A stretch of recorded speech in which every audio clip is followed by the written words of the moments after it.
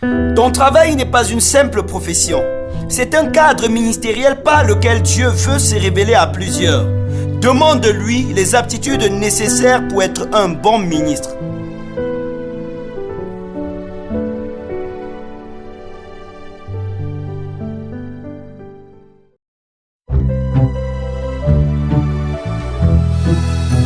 Chers internautes et auditeurs, c'est un plaisir pour nous de vous retrouver encore pour cette édition du Breakfast qui s'intitule « Accéder à de nouvelles capacités » inspiré de 2 Corinthiens 3 versets 5 à 6 qui dit ceci.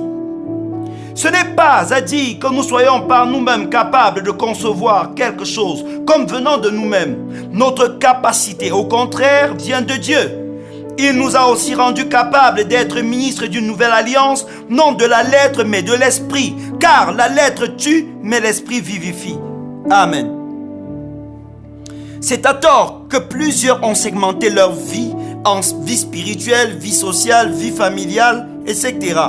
En effet, vous n'avez pas plusieurs vies, vous n'en avez qu'une seule dont les aspects social, familial, professionnel et j'en passe s'entremêlent tellement qu'ils sont indissociables et interdépendants.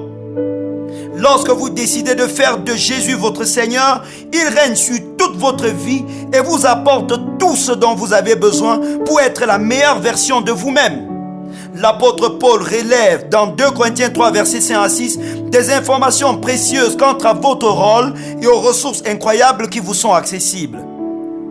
L'apôtre Paul, défendant son ministère face aux nombreux contestataires qu'il y avait dans la ville de Corinthe, évoque les évidences de son ministère. Les personnes arrogantes de cette communauté peuvent le calomnier, mais ne peuvent pas nier les miracles qu'il a accomplis et les transformations dans la vie des personnes. Toutefois, il reconnaît humblement que c'est Dieu qui l'a rendu capable de faire ces choses en tant que ministre de la Nouvelle Alliance. Dans l'ancienne alliance, celle faite avec le peuple d'Israël et Moïse, on avait très peu de personnes qui étaient consacrées au service divin, les sacrificateurs et les lévites.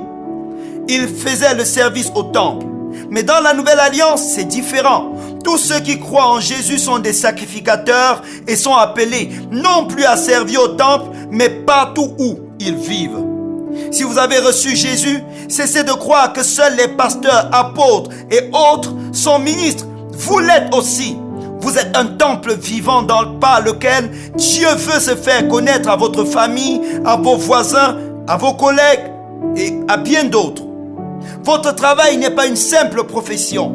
C'est le cadre de votre ministère divin.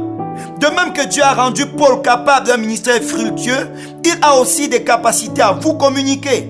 Il a de nouvelles aptitudes et habiletés naturelles à vous communiquer pour que votre travail soit remarquable et lui donne gloire. Il a des dons spirituels par lesquels il veut se révéler à ceux qui vous côtoient et les sauver. Demandez. Cessez de considérer votre travail comme étant extérieur à l'appel de Dieu. Il est une plateforme par laquelle Dieu veut atteindre les incroyants et leur manifester sa puissance. Alors, ne vous privez pas des ressources divines. Demandez et vous recevrez de nouvelles aptitudes, une nouvelle dextérité et le Saint-Esprit vous assistera de ses dons. Amen. Permettez que nous puissions continuer en priant. Rendez grâce à Dieu qui vous a donné le privilège de le connaître.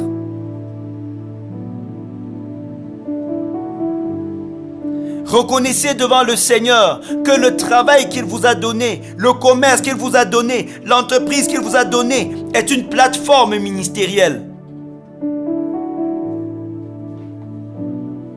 Demandez au Seigneur la grâce que son royaume puisse s'étendre au travers de tout ce que vous faites et de tout ce que vous avez.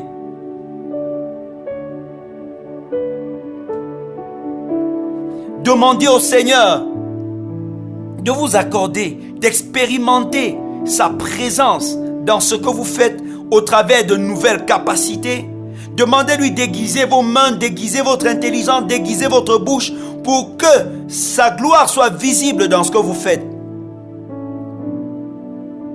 Demandez au Saint-Esprit de vous remplir et de vous assister dans votre emploi. De libérer ses dons, ses capacités surnaturelles en vous au travers des visions, des songes, des miracles et des prodiges pour que la touche divine soit visible en toutes choses.